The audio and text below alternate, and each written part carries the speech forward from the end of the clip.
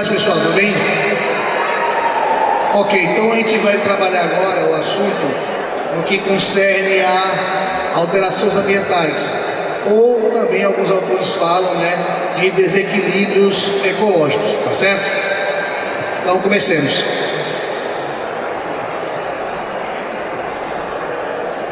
Coloquei o slide aí.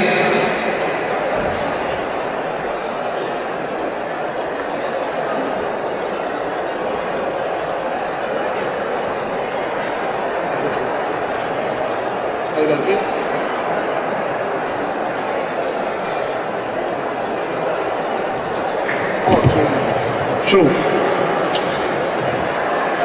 Bom, moçada, então o que é que nós temos aqui, né? Primeiramente uma frase para a gente fechar esse final de semana de Academia Enem, né? O primeiro de muitos aqui nesse semestre e nesse ano também, até chegar a nossa reta, que é a prova do Enem, que irá acontecer em novembro. Enquanto houver vontade de lutar, haverá esperança de vencer. Então, enquanto muitos nesse momento estão repousando, né, curtindo seu direito de final de semana de descansar e começar segunda-feira na batalha, nós estamos aqui, né, batalhando, procurando algo melhor para as nossas vidas e também, né, para que a gente possa ter uma vaga no tão almejado curso, né, que seja numa faculdade pública ou uma faculdade privada, ok? Então vamos lá, começando aqui o assunto. Primeiramente, gente, o que nós vamos trabalhar hoje está nessa sequência, né? O que é desequilíbrio ambiental, um pouco de uma ideia da chamada pegada ecológica, o que é o DS, né, o famoso desenvolvimento sustentável, e as principais formas de poluição, tá, que acomete o planeta. Primeiramente, né, o que é o desequilíbrio ambiental? É qualquer alteração biótica ou abiótica que ocorre no meio que vem o que? Gerar alterações nesse ecossistema. Então, esse termo de desequilíbrio ambiental, ele tem alguns jargões que nós precisamos reforçar para que possamos prosseguir a parte da ecologia. Primeiramente, o que é elemento biótico? O elemento biótico do ecossistema são simplesmente quem? Os seres vivos, né? Os animais, as plantas, os micro-organismos, né? E todos aqueles que vão interagir num determinado ambiente.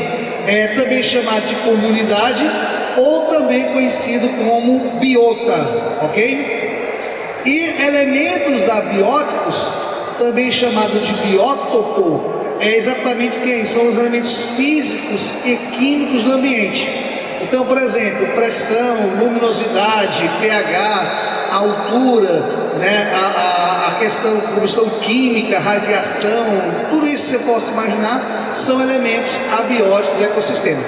Dessa forma, qualquer alteração de um desses dois elementos, seja elementos físicos, químicos ou biológicos do meio, vai ser considerado como quem? Como um desequilíbrio ambiental. Um exemplo seria quem? Seria a poluição, que vamos trabalhar nessa aula de hoje. E outro exemplo diz respeito a quem? A questão da retirada ou adição de espécies, né, no dado ambiente. A retirada de uma espécie do ambiente seria quem? A promoção da extinção dessa espécie, seja de forma dolosa, seja da forma não dolosa. E também seria quem? Também a introdução de espécies, né, no ambiente que não são normais, as chamadas espécies exóticas, ok? Vou dar só um exemplo aqui sobre isso. A caça e pesca predatórias. Isso, indubitavelmente, vai gerar um desequilíbrio ambiental. Então, isso aí é o quê? É uma alteração biótica do meio. Então, por exemplo, quando se caça ou então quando se pesca, além do suportável, estaremos diante de quem? Estaremos diante de um desequilíbrio nesse ambiente. Aqui no nosso estado, a nossa vocação, né, litorânea, né, nós temos o quê? A questão da lagosta, temos a questão do caranguejo e também do pargo, né? Que exatamente está o quê? Está tendo esse desequilíbrio por conta de quem? Por conta do excesso da captura, por conta de quem? De uma demanda exacerbada. E da inserção de novas espécies. Temos, por exemplo, no caso de quem? Temos, por exemplo, no caramujo gigante africano, a Acatina fúlica, Ele foi trazido ao Brasil no final dos anos 80 e ele não foi eliminado. E como ele não tem inimigo natural, ele acabou entrando com uma espécie exótica rotulada do grupo de quem? De bioinvasor. E hoje é um transtorno, né, no aspecto ambiental e nos aspectos econômicos. E vamos nem para a seara da vegetação, né? A começar uma planta que no final dos anos 90 achava-se que era uma planta que iria resolver todos os problemas de insetos e tudo, que é o chamado linho indiano. O linho indiano hoje é considerado, né, uma praga também, tá certo? Então isso aí são alguns exemplos, né, de desequilíbrios ambientais, tá certo? Mas antes disso é interessante também falarmos de quê? Falarmos desse processo. Olha só, o ciclo natural das matérias, você tem quem? Você vai ter a questão dos vegetais, dos herbívoros, né, dos carnívoros e decompositores, ou seja, você vai ter o fluxo de matéria, né, na cadeia alimentar. Aí até então tudo bem. E que no ponto final você tem que ter um decompositor que vai estar degradando essa matéria e vai estar o quê? Devolvendo para o ambiente.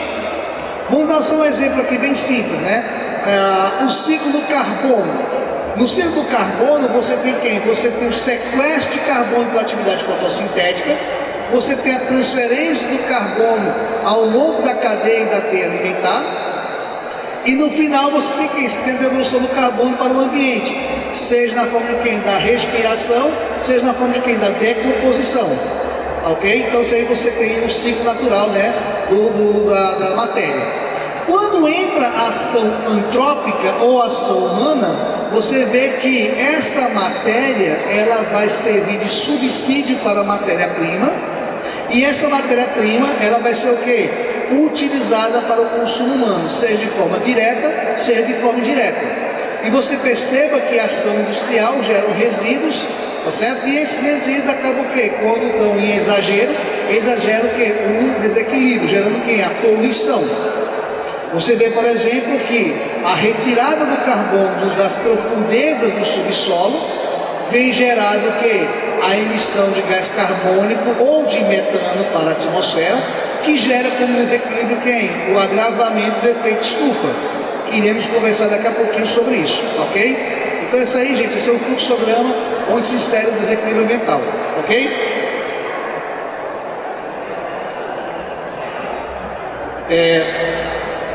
Isadora Cristina Freitas compareceu na entrada do ginásio do primeiro telão, ok?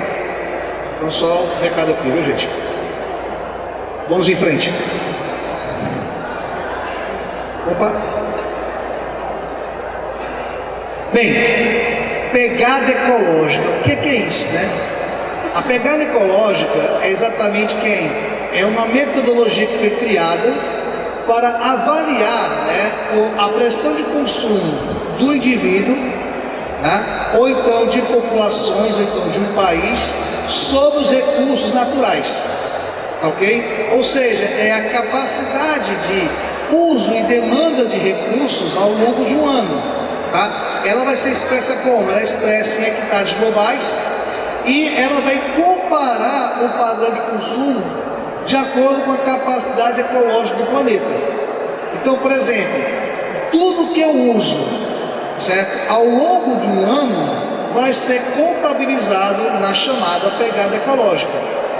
Desde aquilo que eu consumo até os meios de transporte que eu utilizo para as diferentes atividades, seja atividades laborais, seja atividades, né, de lazer, ok? Então tudo isso entra o quê? Na calculadora da chamada pegada ecológica.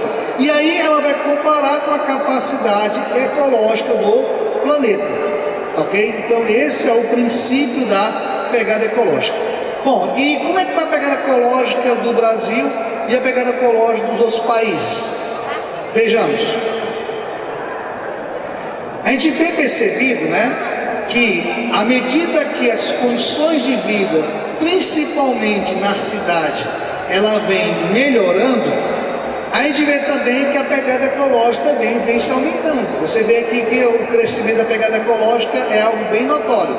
Você vê que nos anos 60, né, o planeta usava 74% da sua capacidade né, para quê? Para atingir a questão da produção de tudo que você possa imaginar. Já nos anos 80, essa capacidade está 114%, ou seja, já usou o planeta inteiro e ainda está devendo 14%. Em 2012, nós, além de estar usando o planeta inteiro, estamos colocando ainda 56% a mais, certo? Da capacidade que o planeta vai suportar. É como se fosse uma espécie de um cheque especial, tá? A gente usa uma quantidade X e depois, o que acontece? Depois acontece que a gente vai usar além daquilo que o planeta tem para oferecer, ok? Então você vai ter esse mecanismo, turma. Então isso é a calculadora da pegada ecológica. Então por essa calculadora verificou-se que somando todos os países estão usando mais do que aquilo que o planeta possa, né, suportar. Uma hora isso vai estourar. Esse que apavora é isso. Uma hora esse problema vai estourar. Só um aviso aqui. A Rosilene, estamos esperando na saída, ok? Vamos lá.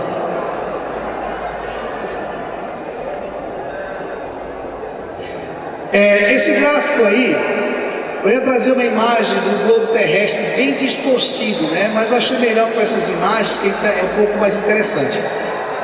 O que você vê em vermelho, em laranja, certo? Nessa variação, é porque a pegada ecológica está superior à capacidade do planeta. O que você vê em verde e nas suas tonalidades é que a pegada ecológica está inferior em relação ao planeta. Ou seja, em questão Brasil, né, nós estamos o quê? Nós estamos usando cerca de 74%, 60% da nossa capacidade. Isso eu estou colocando no aspecto global, tá certo? Porque se for para cidades, o negócio é um pouco diferente. Agora, se você observar os grandes países, né, os dois maiores, Estados Unidos e China, você vê que a pegada ecológica está em de quem? De 100 a 150% maior do que a biocapacidade. Ou seja, esses países estão consumindo muito mais do que aquilo irá o quê? A trazer de volta. Então, os seus recursos estão sendo muito mais explorados do que a capacidade de renovação. A Europa inteira você vê isso, né? Com exceção dos países escandinavos, lá em cima, né? Você vê que a Península Ibérica, Espanha e Portugal, está usando mais do que 150% da sua capacidade. Você vê, por exemplo, a Itália também, a França também, tá? Mas os países nórdicos, eles são países que estão o quê? Eles estão conseguindo muito bem administrar essa situação, ok? Então, isso aí é só para você ter uma noção dos impactos dessa pegada ecológica, certo? Para quem? Para as grandes sociedades. E o que acontece? Acontece que os países que consomem os seus recursos, além de suportáveis, acabam o quê? Importando recursos de outros países. Você vê, por exemplo, que China, né? Ele não é raro fazer o quê? Importar recursos de outros países que vão ter o quê? Vão ter uma capacidade ecológica razoável. Mas acaba trazendo consigo também que é um problema para esses países que são países exportadores. Tá certo? Esse gráfico é importante, gente. Nós estamos o quê? Vivendo uma certa encruzilhada no cenário, né? Você vê que no início dos anos 70, a gente usava o quê? 50% da capacidade ecológica do planeta. Chegando em 2000 para 2010, 2005, vamos botar assim, né? Você vê que o planeta, em média, está consumindo o quê? Um planeta e meio dos recursos para poder o quê? Se sustentar. Existem os cenários aí de 2005 para 2050 que a gente pode rumar para 2 planetas de consumo, ou então a gente pode trabalhar e fazer uma reta descendente, né? Para quê? Para que a gente só consuma aquilo que possamos produzir. Então, o momento agora é de repensar, certo? O gerenciamento de recursos. Esse que é o fato, tá certo? Então, esse assunto é capaz de estar presente, tá? em vários vestibulares e no caso, né, do Exame Nacional do Ensino Médio, que vai ocorrer em novembro. Raul Moura esperando perto do telão, tá, Beatriz?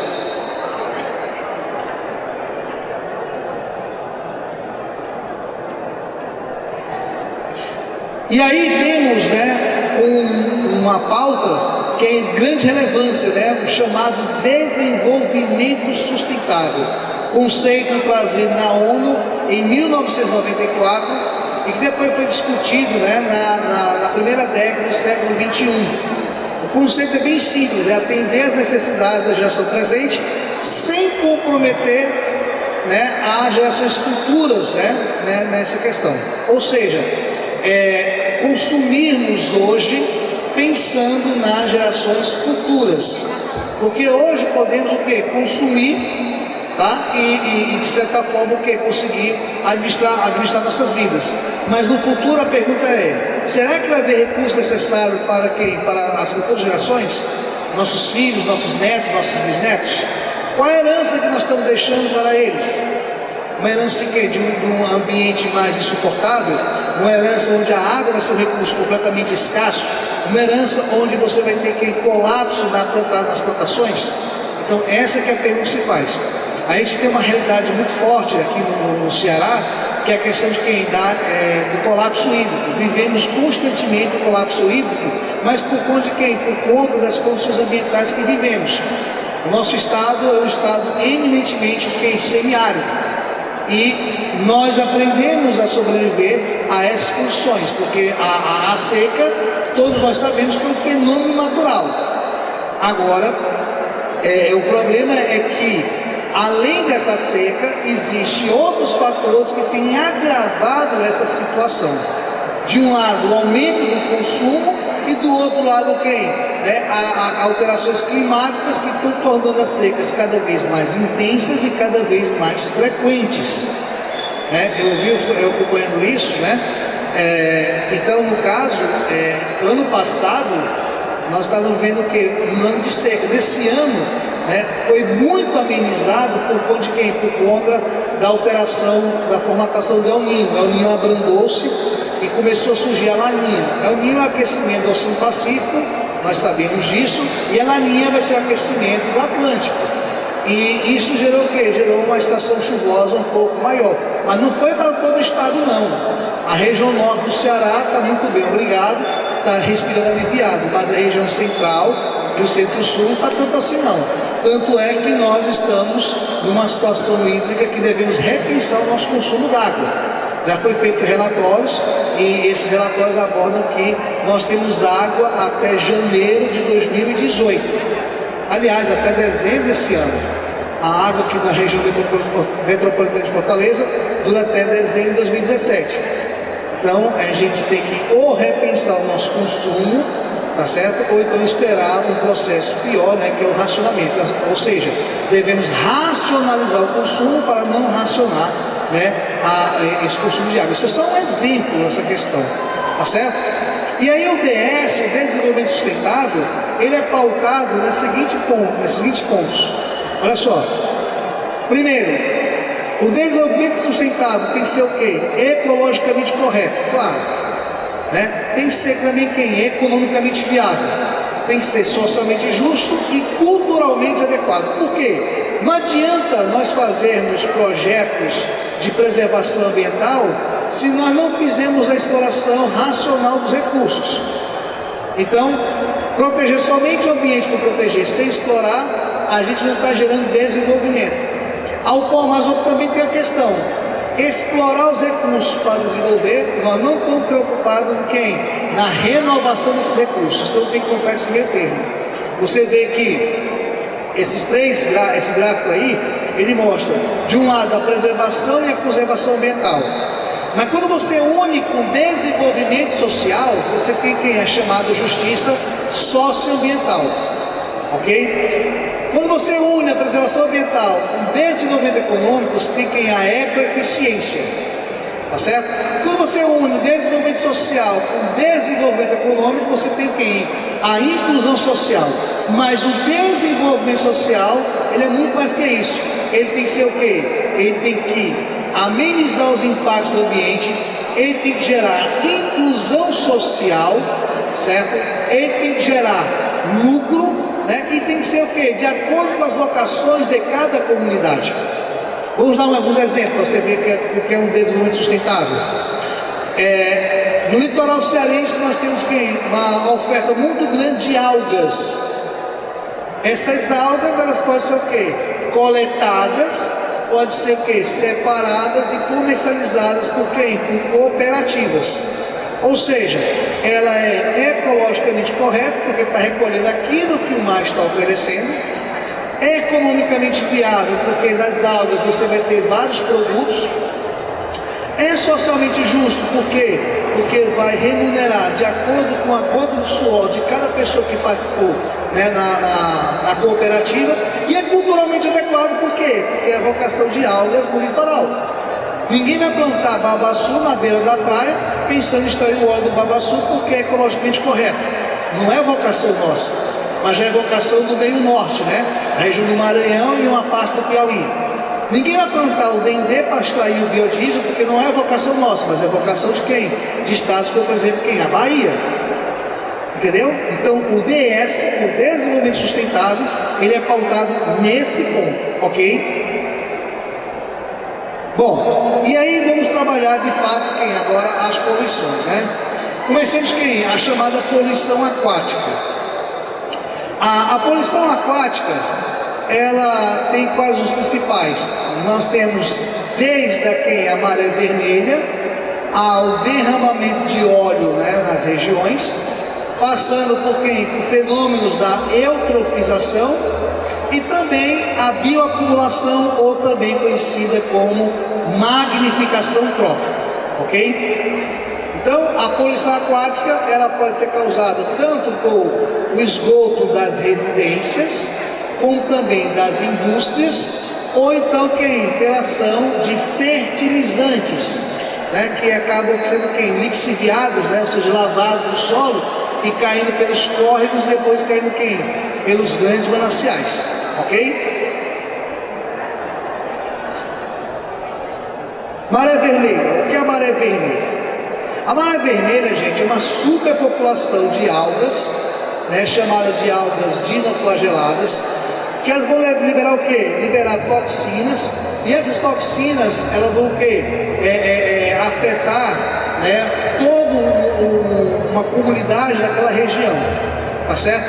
A maré vermelha, ela nem sempre é vermelha, né, tanto é que hoje se questiona esse termo maré vermelha. Na verdade, hoje se trabalha mesmo floração das águas, ou então floração de algas tóxicas, tá certo? Por quê? Porque ela pode ter um tom alaranjado, um tom marrom, ou então esse tom belíssimo aí, ó, na imagem. Isso aí são algas bioluminescentes, tá certo? Elas vão ter a capacidade de fazer esse processo, e esse processo, o quê? Quando é exagerado, é o quê? Uma maré vermelha, ok? Rodrigo Galvão, o Davidson está mandando você encontrar no portão principal. Falou aqui o WhatsApp. Vamos lá. Então essa maré vermelha é isso, gente. Essa que é a questão. Tudo bem?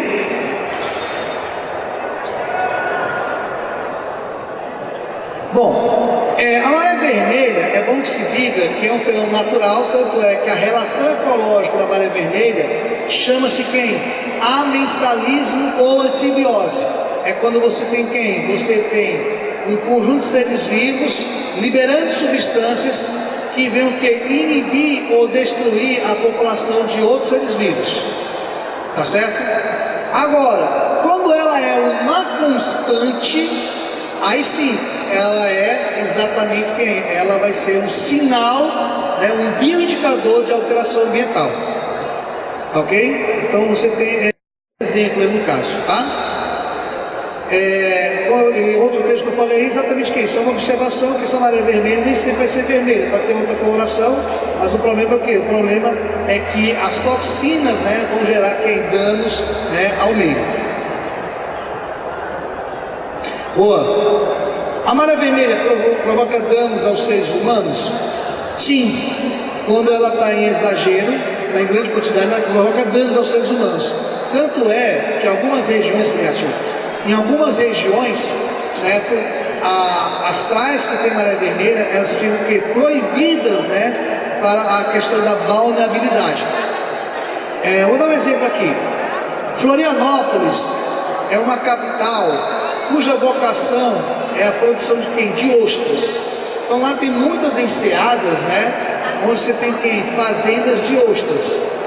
Assim, quando há um fenômeno da maré vermelha, as ostras lá produzidas naquele momento, elas ficam impróprias para o consumo, então elas têm que ser descartadas. Por quê? Porque a ostra é um animal filtrante, e como é um animal filtrante, acaba acumulando uma toxina, e o consumo dessa ostra com toxina pode ser o quê? Simplesmente fatal. Então, essas algas elas podem liberar substâncias que podem provocar danos ao organismo, ok? Só para a gente reforçar, a pegada ecológica, só para a gente surgir essa dúvida aqui, ela é o quê? O quanto de recursos são consumidos, tanto de quê? Água, gás carbônico e de energia, principalmente. Essa energia pode vir de diferentes formas. Pode ser uma energia hidroelétrica, que acaba gerando impactos. Pode ser uma energia termoelétrica, que também gera impactos, né? Ou então pode ser uma energia de outro mecanismo. Então, aquilo que você consome, certo? E os resíduos que você gera, tudo isso é contabilizado na pegada ecológica. Por exemplo, vamos supor que eu necessito de X toneladas de carbono para o meu cotidiano ao longo de um ano. Essa contabilidade é quem? Na pegada ecológica. Agora, resta saber se a Terra é capaz ou não de renovar aquilo que você consumiu. Agora, interessante, sabe como que é? Existem calculadoras de pegada ecológica na internet. Ele faz um questionário, aí em cima do teu questionário, ele multiplica pelo fator de 7 a 8 bilhões, que é exatamente quem? É o número de habitantes do planeta. Aí, de acordo com os seus hábitos de consumo, ele vai saber quantos planetas são necessários para suportar o nosso hábito de consumo. Ok? Então, hoje é fácil fazer essa regra de 3.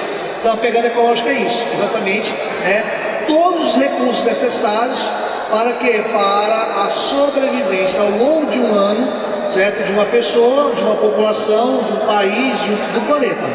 Ok? Então é isso.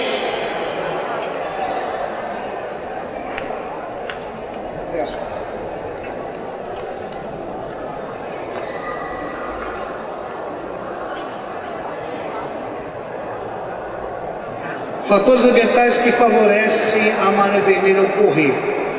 Bom, primeiramente seria quem? Seria o excesso de nitrato, fosfato e sulfato no ambiente, porque essas substâncias acabam servindo, né, de nutrientes para essas algas, uma vez que elas fazem fotossíntese, tá certo? Então, quando há uma eutrofização, certo, seja por fertilizantes ou uma eutrofização, seja por esgotos, que no final gera nitratos, sulfatos e fosfatos, aquilo ali, de certa forma, entre aspas, está adubando a água, e ao adubar essa água, vai fazer que essas algas elas se multipliquem e cresçam de forma exponencial. É por isso que da noite para o dia aparece um monte de algas. É aquela historinha, por exemplo, fala assim: ah, Marcelo, uma piscina parada, se ela não for limpa, em menos de 2 dias está verde. É exatamente isso, né? Essa aí é uma flutuação das águas. E uma espécie de alga, que é uma dinoflagelada, que dá uma coloração alaranjada, é que vai chamar de quê? De maré vermelha. Tá bom? Obrigado.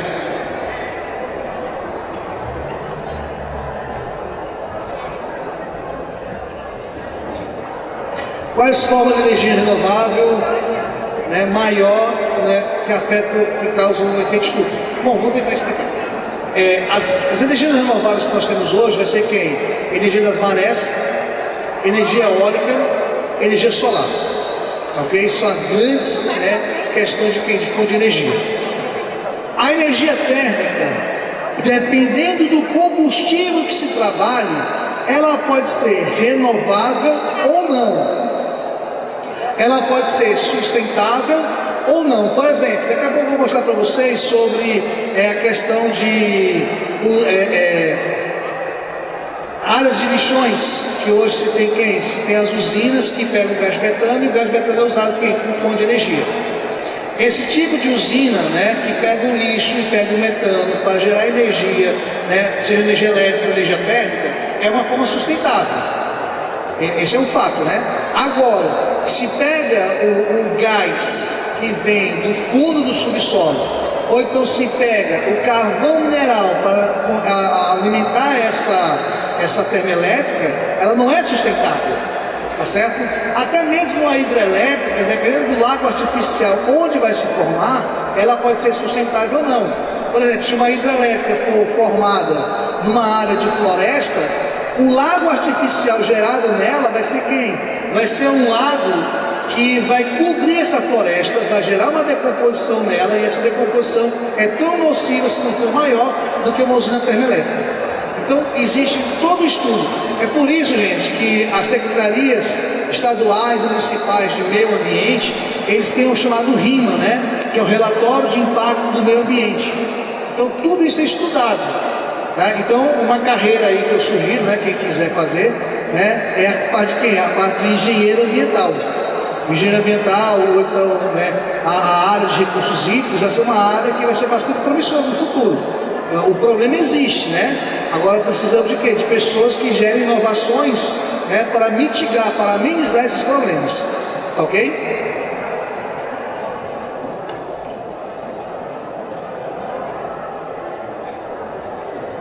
Sim, a maré vermelha pode ocasionar doença, viu?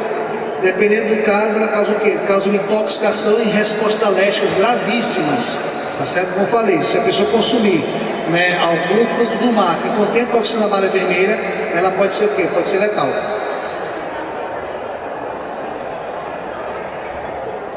Bem, o óleo da bradifutura é causado pelas algas? Sim, existe essa relação sim, viu? Infelizmente existe essa questão, e que é uma região que precisa ter uma regulamentação urgente, viu ali?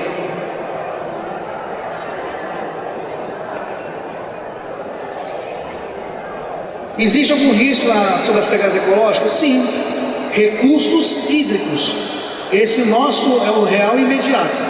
Você vê, por exemplo, que São Paulo, né, ele passou por uma crise hídrica gravíssima por conta de quem? Por conta do desabastecimento de quem? Nas suas áreas de represas, tá ok? E quase colapsou, né? Uma indústria sem água, ela não existe, ela acaba fechando e indo para a área de quem tem a água, né? Aqui no Ceará, nós estamos passando por uma limitação hídrica, certo? E a gente está o quê? Está se adaptando e está procurando o quê? Outras alternativas. Você vê, por exemplo, que existem projetos, por exemplo, de colocar dessalinizadores aqui no estado. Para quê? Para poder garantir o abastecimento hídrico, né, na região metropolitana de Fortaleza. Ok? Então, é um exemplo de pegada ecológica. Se nós soubermos utilizar bem os recursos hídricos, tem como sobrar. Por exemplo, vou dar só um exemplo aqui sobre a questão da água. Para pensar um pouco. A água que sai da Cagesse, lá do ETA, né, do Gavião, é uma água que é tratada, filtrada, fluoretada. Essa água tratada, filtrada, fluoretada, clorada, que é uma água potável, será que ela serve para você dar descarga? Uma água que vai servir para dar descarga do número 1 ou do número 2 do vaso sanitário, ela não precisa ter flúor, cloro, ser filtrada não. Ela pode ser uma água que vai ser quem? Aquela água que o pessoal joga fora, por exemplo, de uma máquina de lavar roupa. Uma máquina de lavar roupa no ciclo completo gasta até 180 litros d'água. Vou repetir. Uma máquina de lavar roupa no ciclo completo gasta até 180 litros d'água. Essa água ela pode ser usada para lavar o chão, para aguar a planta, ser usada para dar descarga, entendeu? Então, isso é só um exemplo dentro dessa questão. Então, se as pessoas não fazem isso, esse recurso acaba se perdendo, ok? Então, esse é um ponto. Das toxinas, bom, essa toxina das algas, ela não gera bioacumulação. A bioacumulação é mais por quem? Por metais pesados ou então por substâncias sintetizadas pela humanidade. os inseticidas, né, e alguns tipos de pesticidas, tá certo? Vamos em frente.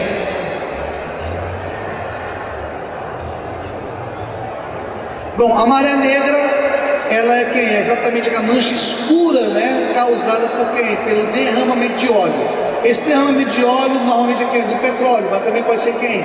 Pode ser o óleo, né, combustível de algumas embarcações, tá? Ou então até mesmo quem? Um óleo vegetal, tá? A maré negra, esse derramamento de petróleo, ela vai o quê? Vai provocar uma mancha. Essa mancha, ela vai bloquear a passagem de luz e de cara vai comprometer quem? A atividade fotossintética, né, das algas, que são fundamentais para as cadeias alimentares marinhas ou aquáticas, ok? Isso sem falar também, né, na questão de quem? Da impregnação desse óleo no corpo das aves, que acabam provocando sua morte, e de outros animais marinhos, tá certo? Então você vai ter essa questão da poluição da maré negra, tá? Bom,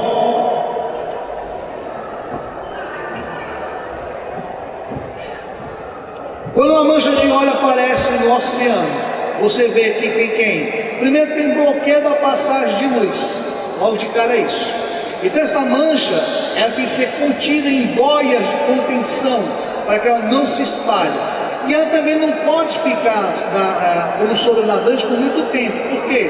Porque ela vai começar a impregnar grãos de areias e vão começar a afundar. Aí vai ter um processo de quê? De sedimentação. Então, quando há uma mancha dessa de óleo, ela tem que ser retirada imediatamente. Ou então ela tem que ser destruída. Hoje, existem várias técnicas de limpeza desses hidrocarbonetos. Uma delas é o quê? É você fazer uma convenção, depois aspirar e retirar. Outra é você jogar bactérias digestoras de hidrocarbonetos. Por exemplo, as pseudomonas aeruginosas modificadas geneticamente, elas se alimentam desse hidrocarboneto e acabam o quê? Dissolvendo. Ou então, em algumas regiões, por exemplo, já tem casos na China, que eles simplesmente tocam fogo. Tocar fogo, você está o quê? Você está resolvendo o problema do oceano, gerando outro problema, né? Emitindo o quê? Fumaça para a atmosfera, ok? Então, a melhor forma é o quê?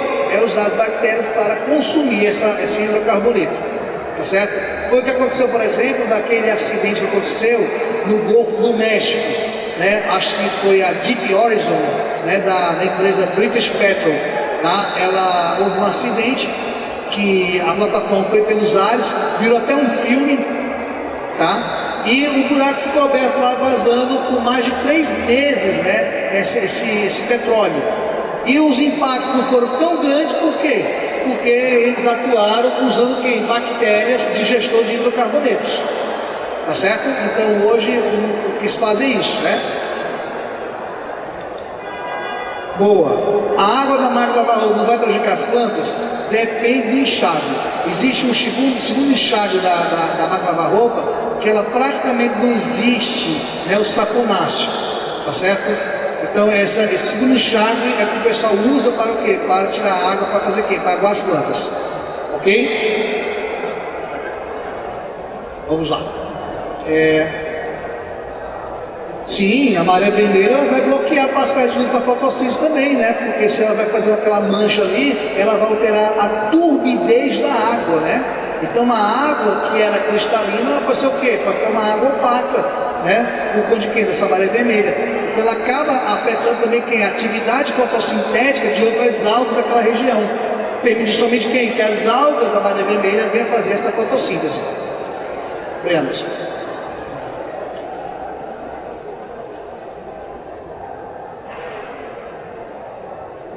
O óleo vegetal abre menos no ambiente do que o petróleo?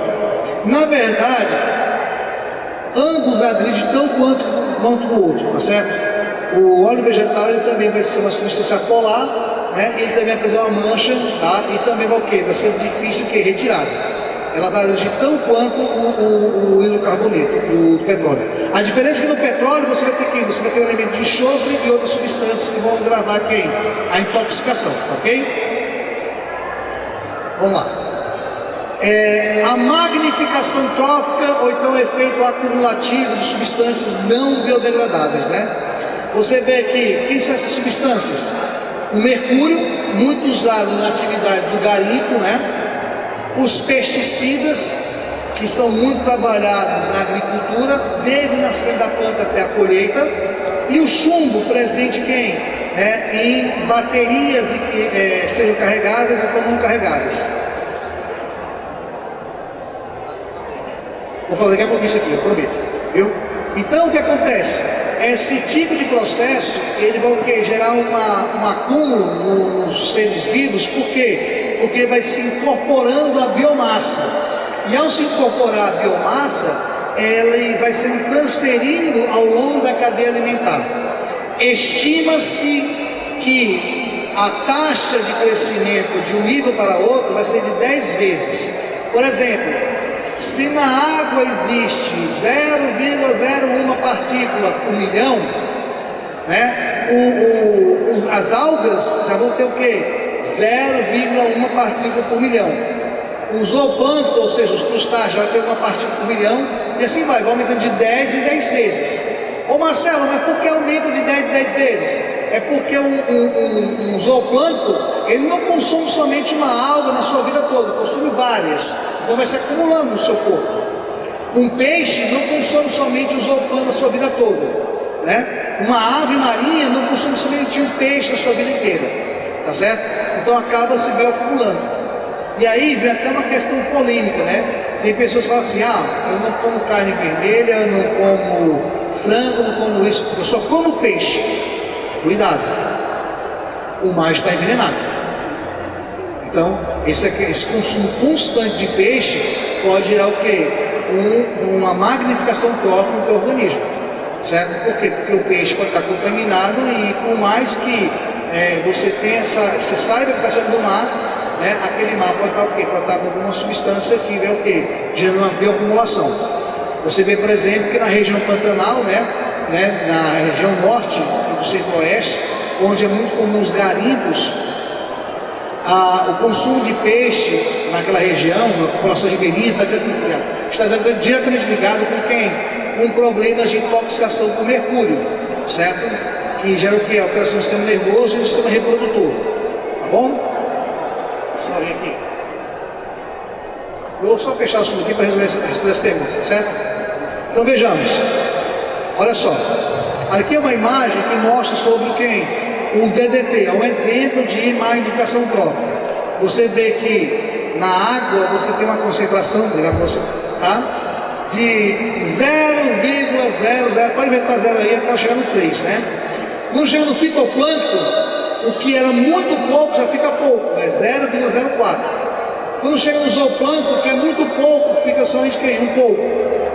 Quando chega nos peixes pequenos, o que era pouco já é uma quantidade razoável, sai de 0,20 para 2. Quando chega nas aves, já chega o quê? De pouco para muito, pula de 2 para 20 essa concentração, ok? Ou seja, isso aí é claramente uma magnificação trófica. Nos anos 60, uma cientista, ela denunciou isso, o nome dela é Rachel Carson. Ela fez um livro chamado de Primavera Silenciosa, denunciando que as aves marinhas nos Estados Unidos estavam morrendo por conta de quê? Por conta de excesso de DDT, que estava sendo usado de forma indiscriminada nas casas e na agricultura, como fosse uma grande solução para matar os insetos.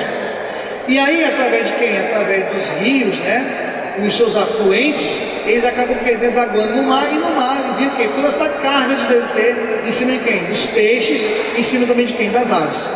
No Japão também ficou muito conhecida a intoxicação com mercúrio, chamado mal de Minamata, onde muitos japoneses, ao consumir peixes contaminados, eles tiveram o quê? Uma intoxicação pelo mercúrio, gerando quem? Malformações congênitas e gerando também quem? Alterações no seu sistema nervoso.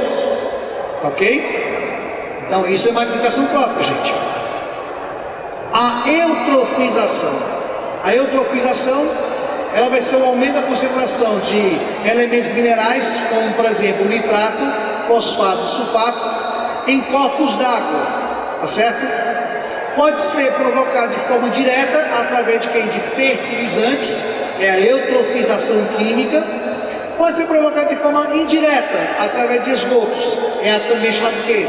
Eutrofização biológica ou eutrofização cultural. que isso acaba gerando uma sequência que vai culminar aqui na eutrofização, ok? O que vai acontecer? Essa grande quantidade, essa grande concentração, ela vai provocar, certo, uma proliferação de seres vivos que vai impedir a renovação do oxigênio dissolvido na água, e sem esse oxigênio dissolvido na água, os seres que dependem desse oxigênio vão morrer, e ao morrer, eles vão entrar em decomposição por seres anaeróbios, e nessa decomposição vão aumentar mais ainda esse componente, ok? Então veja aqui, por exemplo, no caso, um exemplo aqui, essa sequência, o lançamento dos esgotos, numa lagoa ou então num riacho. Esses esgotos, principalmente esgotos domésticos, eles vão ter uma mistura explosiva de quem? De matéria orgânica e bactérias aeróbias facultativas. O que acontece? Vai haver um rápido consumo do oxigênio dissolvido na água, que reduz a oxigenação dessa água, e ao reduzir esse oxigênio na água, ou seja, a redução da aeração da água, os seres que dependem do oxigênio vão morrer.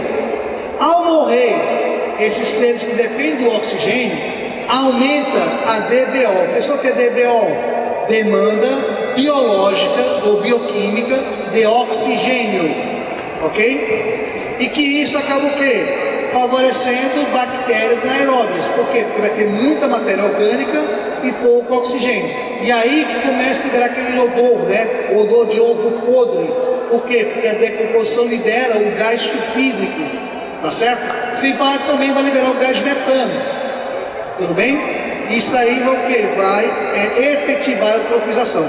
Ô Marcelo, como é que eu vou saber que o ambiente está muito eutrofizado? Quando o ambiente tiver muito aguapé. A grande quantidade de aguapé é um sinal de que o ambiente está o quê? Severamente eutrofizado, tá certo? Oi. O ambiente precisa de aguapé, dificulta a superfície dos peixes, como a umidade. Sim, porque você cobre o espelho d'água, aí a fotossíntese que é para acontecer dentro da água não acontece, aí os peixes morrem. É por isso que às vezes da noite para o dia aparece muito peixe morto. Tá? E se tem outra variável mais grave ainda, sabe o que é? E se o clima estiver muito quente, reduz mais ainda a concentração do oxigênio. É por isso que às vezes aparecem as notícias, na Lagoa X apareceu tonelada de peixes mortos, Muda exatamente por isso. Dá um exemplo agora, na nossa região, infelizmente, devido à baixa do açude de castanhão, certo? Gerado também pela questão do calor, o nível de oxigênio ficou tão baixo, que as populações do cará-tilápia lá no Castanhão morreram. Aí apareceu o quê? Toneladas de peixes mortos lá no Castanhão. Aí estavam dizendo que era substância que tinha dentro da água, mas só que a oxigenação estava pouco. Sem oxigênio, exatamente isso. Da criação de lá para o mercado cearense. Caiu bastante. Agora que está voltando, porque alguns assuntos, principalmente na região norte, por exemplo, Jaibaras, Araras, Área de Moura, de Miraíma, de Tapipoca, estou pegando uma boa carga de água, estou fazendo o quê? O peixamento para o quê? Para tentar salvar esse mercado da tilápia. Quando chove, professor, renova o oxigênio da água? Oi? Quando chove, pega uma porta do açude, renova o oxigênio da água? Sim, renova sim. Renova, tanto por quê? Porque primeiro você vai espalhar aquele aguapé. Segundo, você vai gerar movimentação na água, Então, e terceiro, porque você vai aumentar o teor de água, você vai tornar a água mais cristalina, Então renova sim. O senhor se liga aquele cenário que teve lá em Mariana, que a barragem se fez? Sim. Eu acho que tivesse um pouco maior a nascente que abastece aquele rio lá de Mariana, resolveria o problema ou é uma questão de... Bom, a esperança é que quando há uma agressão no rio, literalmente passa, Mas o problema é que os metais pesados, a turbidez da água alterada, ela vai ser o quê? E ainda o fundo, repleto de argila, é que tem essa complicação. Espera-se que no prazo de 20 anos a gente tenha um processo já considerável de recuperação ali. Tá ok? Só responder aqui algumas perguntas aqui que eu vou só acumular. Sabão que são feitos a partir da realização do óleo de cozinha prejudica a natureza? Não prejudica. O que prejudica é você pegar esse óleo de cozinha e jogar na natureza. Isso que prejudica. Agora, se você pega o sabão, só no sal orgânico, você está o quê? Você está reduzindo a emissão de poluentes nos oceanos. tá ok? Até porque o sabão que você está produzindo a partir do óleo vegetal é um sabão que ele é biodegradável. Assim como também você pode usar o que? Esse óleo para a fabricação do biodiesel. São estratégias aí, na verdade. E outra pergunta? A eutrofização já é um aumento de álcools, de certa forma. A eutrofização contribui para a maré vermelha? E que o fenômeno de liberação de toxina? A maré vermelha e a eutrofização é uma coisa que anda junto com a outra. Essa que é a verdade. Tá certo? A etapa final da eutrofização vai ser uma floração das águas, né? E nessas algas que vai ter a floração, pode ser quem? Pode ser a alga da maré vermelha. Tá ok? Então a verdade é essa.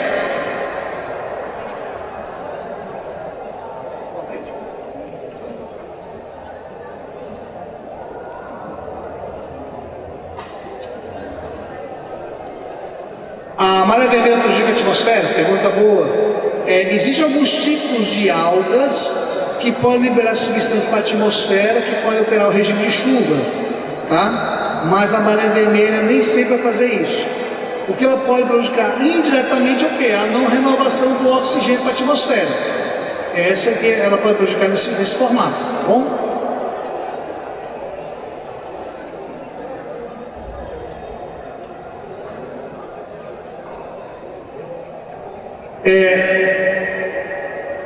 Deixando de comer animais, diminuindo a taxa de carbono no nosso corpo, seria algo benéfico?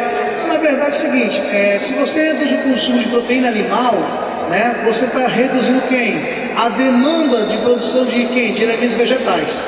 Só para dar um cálculo, estima-se que para cada quilo de engorda, né, do boi, gasta-se 100 quilos de ração. Então, se você passar para perceber essa contabilidade, você vê que deixando de comer carne uma vez por semana, você pode o quê? Você pode mitigar essa situação, ok?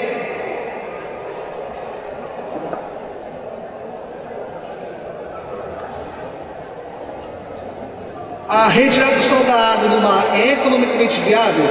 Bom, a dessalinização ainda ela tem um custo proibitivo. Então só pode ser usado quando o recurso não tem jeito. Acredita-se que o aumento da produção dos insumos, né, da dessalinização possa o quê? Reduzir os custos da produção. Porque o maior custo da produção da dessalinização não é o processo em si, é a manutenção da membrana para fazer a osmose reversa. Esse que é o grande desafio. Então é outro campo aí que tem aberto para a profissão, que é a engenharia de materiais, tá? Precisamos de profissionais assim. Vamos lá.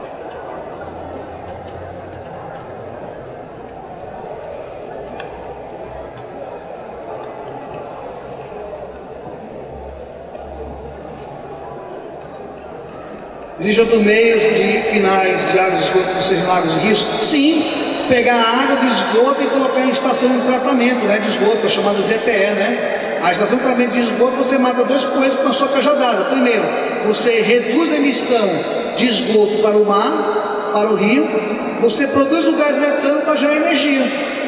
Pronto. Esse é o problema, né? Viu? Aqui é complicado.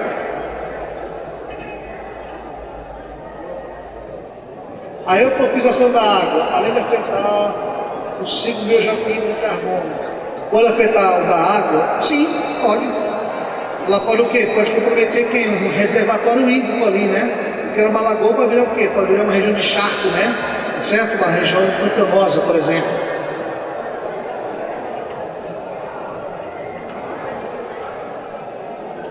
O petróleo queimado causa efeito estufa? Sim.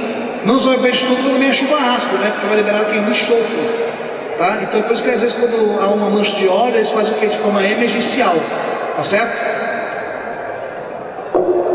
A parte do oxigênio que ocorre no castanheiro, é uma eutrofização, infelizmente, no castanheiro.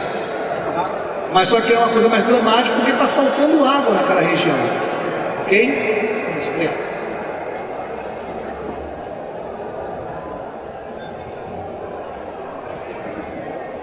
Nossa, só o seguinte, que voa, gente.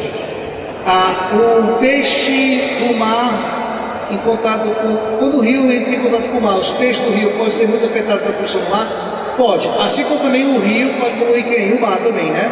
Agora é mais comum o rio poluir o mar do que o contrário, porque por conta da própria correnteza, tá certo? Vamos em frente. A questão do lixo urbano, eita ferro, isso aí agora.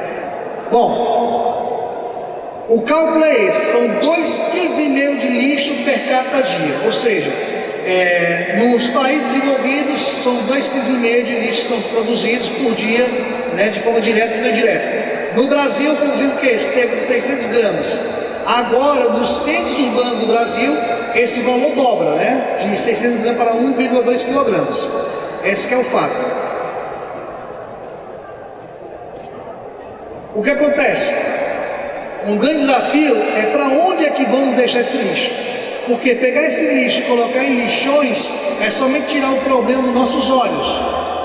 Essa que é a verdade, certo?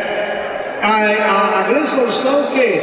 É fazer usinas de beneficiamento de lixo, né? Tanto é que eles chamam de quê? De resíduos sólidos, os centros de tratamento de resíduos sólidos, certo? Aqui em Fortaleza existe essa usina que fica na região do Calcaia, né? Ali na saída de Fortaleza, para quem vai para o Canindé, né? Existe lá a questão. Antes nós tínhamos aqui no Janguru Sul, né? O Janguru Sul era um morro que estava aumentando, estava começando a ser visível lá no Castelão, pra você ter uma ideia. Então foi desativado porque estava poluindo diretamente o Rio Cocó, tá certo? E depois foi o quê? Foi posto para a região de Calcaia, que é uma região consorciada, na verdade. Ok? Além disso, né, o lixo também é o quê? Um foco de doenças, né? Seja doenças diretas ou então indiretas, ok? Bom, aterro sanitário é uma grande solução. Por quê? Porque o aterro sanitário vai pegar o lixo orgânico e vai estocar, e esse aterro sanitário ele vai o quê? Esse lixo orgânico vai sofrer uma decomposição e gerar o gás metano. E esse gás metano vai ser quem? Vai ser uma fonte de energia, tá? A chamada energia da biomassa, ok? E o que pode ser usado diretamente como combustível ou então indiretamente. Inclusive existe até protótipos, né, de mini aterros, né, que pode fazer quem? Pode fazer unidades residenciais. Por exemplo, o pessoal usa aqui uma espécie de um garrafão de água mineral, tá? Coloca lá o lixo tipo casca de frutas, casca de verduras e deixa decompor. E esse gás depois ele é acumulado e se usa até para quem? Para o fogão. Então existe a tecnologia já para isso, tá certo?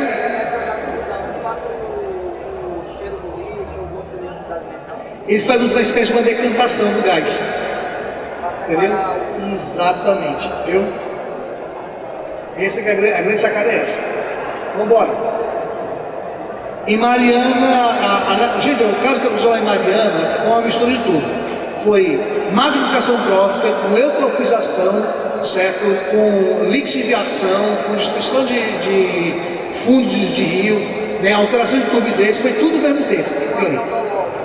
Foi uma situação ali sui generis ali, infelizmente, né? Vamos lá. Uma outra solução é a reciclagem, né? Uma reciclagem de sucesso, qual é?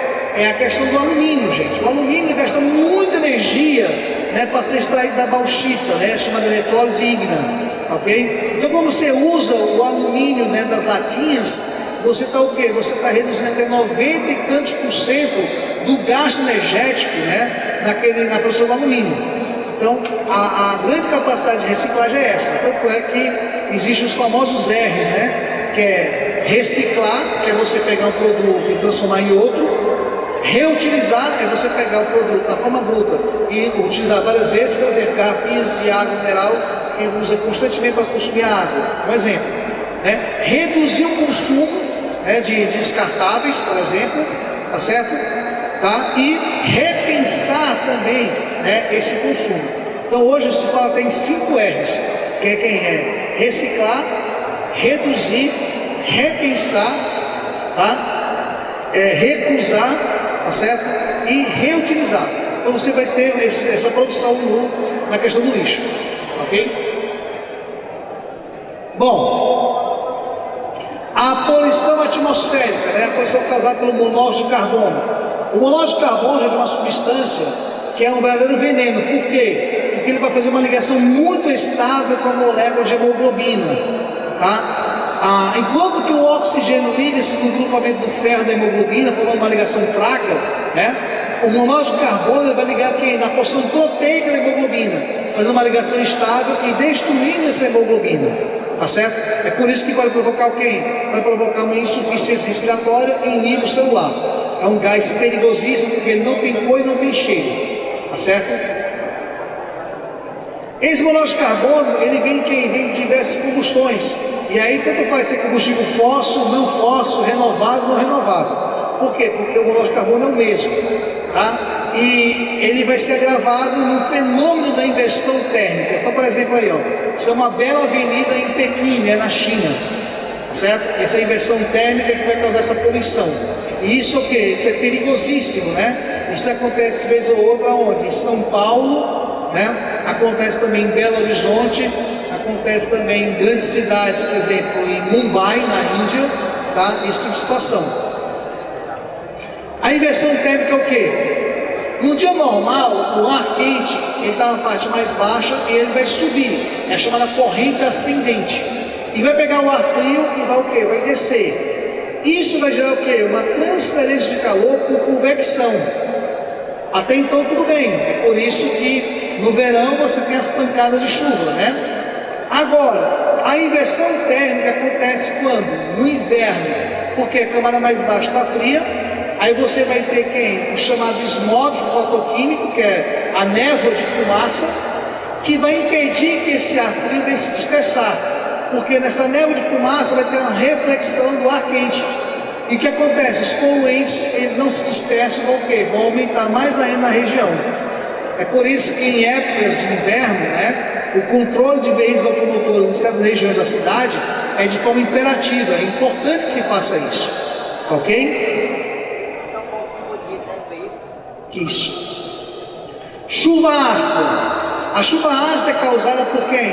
É causada pela combustão, né, de elementos fósseis, dos combustíveis fósseis, principalmente o diesel e a gasolina, né? Aliás, é diesel, gasolina, querosene, né, e o carvão mineral, que vai provocar o quê? Uma emissão de quem? De óxido de enxofre e óxido de nitrogênio.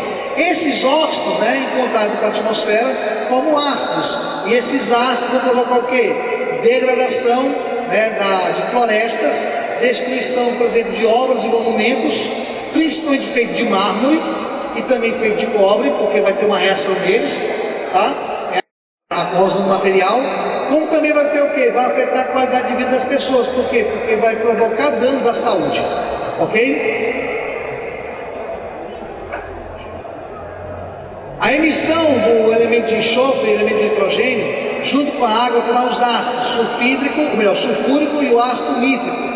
Com as chuvas, você tem o quê? Você vai ter a destruição das vegetações. Existem, por exemplo, os orvalhos da chuva ácida, que formam verdadeiros buracos nas folhas, tá? E também quem? Vão envenenar quem? Os mananciais, lagos, rios, lagoas, vão estar o quê? Vão estar envenenados com essa chuva ácida. O que pode gerar o quê? A mortandade de quem? Né? Dos peixes, né, que ali vivem, ok? Bom, esse mapa mostra as principais zonas de chuva ácida. Você vê que no Nordeste americano, a região de Nova York, da região daquelas colônias, ali você tem uma região muito forte de chuva ácida, e você vê também na Europa, né? Ali na região do Reino Unido, né? França, Alemanha e Itália. Então, são zonas fortíssimas de chuva ácida por conta de quem? Isso aí.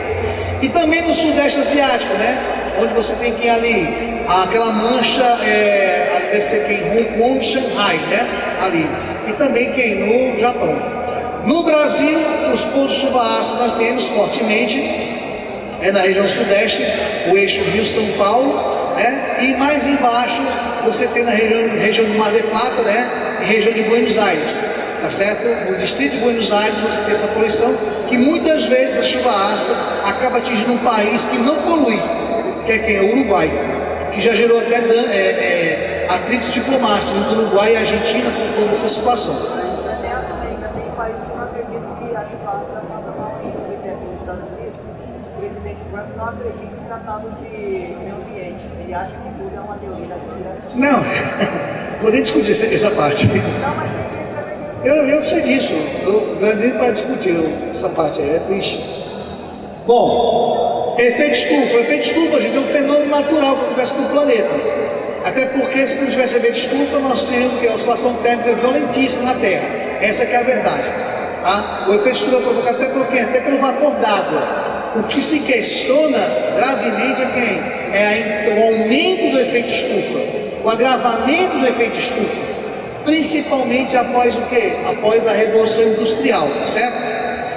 E o que vai ser esse efeito estufa? O efeito estufa é simplesmente quem? É simplesmente a retenção de gases na atmosfera, né? Entre eles quem? O gás metano, o gás carbônico, o próprio CFC do ozônio, né? O CFC vai causar isso, né? Tem mais quem? Tem também o ácido nítrico, o óxido nitroso, tudo isso você quem? Fatores que vão agravar quem? O chamado efeito estufa, ok? Nesse efeito estufa, você tem o que? Você tem a retenção da luz visível, né? A passada da luz visível, mas quando vai refletir a radiação infravermelha, essa radiação infravermelha, ela acaba sendo retida na atmosfera. Então existe uma tal de uma reflexão, né? É como se você tivesse dentro de um carro com os vidros fechados às 2 horas da tarde, né? No ambiente aqui. Ou seja, o calor fica insuportável. É isso que acontece, tá? É por isso que chama de efeito estufa, que é uma referência a uma estufa de plantas. Bom, e o que acontece, né? Você vai ter um aumento, né, dessa concentração, e você tem que aumentar as médias térmicas globais, é o famoso aquecimento global. E esse aquecimento global, ele vai gerar o quê? Ele vai gerar uma série de transtornos, entre eles quem? Degelo das calotas, aumento do nível dos oceanos, né? E também alterações climáticas profundas, ou seja, os eventos climáticos extremos serão cada vez mais intensos e cada vez mais frequentes, tá certo? É exatamente isso que eu acabei de explicar para vocês nesse slide, tá? O exemplo é quem? As secas mais fortes, as chuvas mais torrenciais, né? As nevascas mais intensas, tudo isso vai ser quem? Causado pelo chamado efeito estufa. E para finalizar, camada de ozônio, né? A destruição da camada de ozônio provocada por quem? Pelo clorofluorcarbono. Objetivamente falando, o principal responsável pela destruição da camada de ozônio é o cloro presente no CFC. O cloro na atmosfera é que vai provocar essa reação em cadeia, tá certo? Que vai pegar a molécula de ozônio, vai quebrar e vai fazer o quê? Uma destruição dela. Sem essa molécula de ozônio, a radiação ultravioleta passa de forma mais intensa, aumentando a taxa de mutações, provocando quem? Destruição de espécies e a incidência do câncer, dos polos do planeta para a região do Equador, ok? Pessoal, o tempo já encerrou. Obrigado pela paciência, viu? Valeu mesmo. Valeu, um abraço.